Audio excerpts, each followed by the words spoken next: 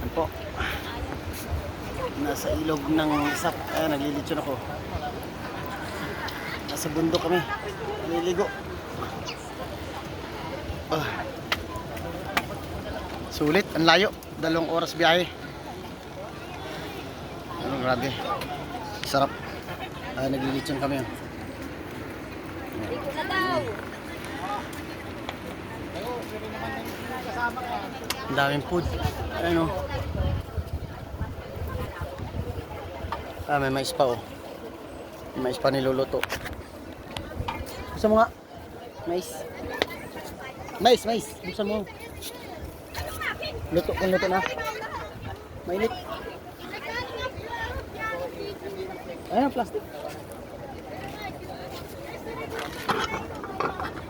Luto na. Pwede na yan.